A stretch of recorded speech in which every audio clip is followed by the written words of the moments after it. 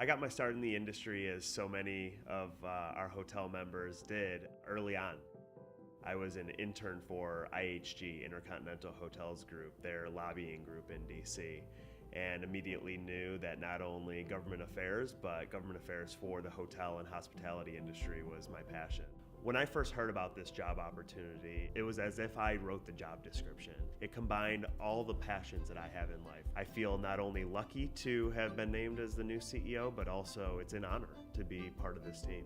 What many Illinois residents and lawmakers don't realize is that for the last 15 years, per diem rates throughout the state haven't been adjusted. Sometimes the rates are as low as in the $50, $60, $70 range, and it's just not reasonable for government employees to be able to stay in the hotels that, frankly, they deserve to stay in when they're working on the state's time. So it's something that we're addressing, that we're going to work with lawmakers and make sure that the hotels are able to cater to state employees.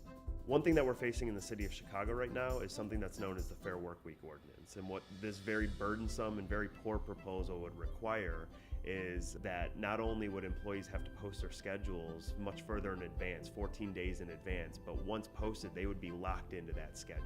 It would hurt not only the employers who need the flexibility to be able to staff up as needed, but also for the employees. The employees will lose the ability to gain extra shifts that they come to depend on.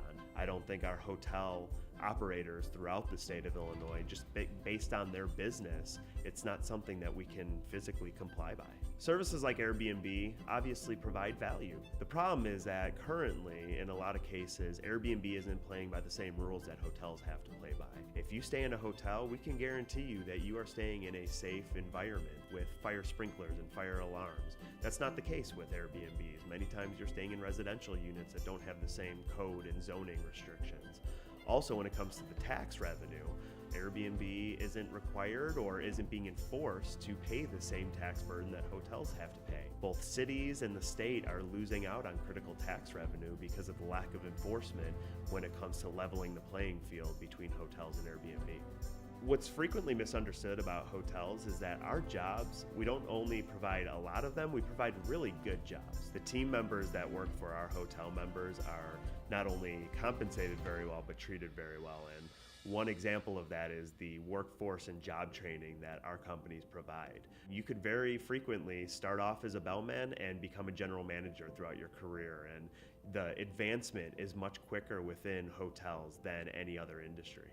My mantra is that the role of a trade association is to do for your members what they can't do for themselves. We realize that hotel general managers and hotel staff, they have day jobs. The role of IHLA is to be the voice and advocate for the hotel industry throughout the state of Illinois.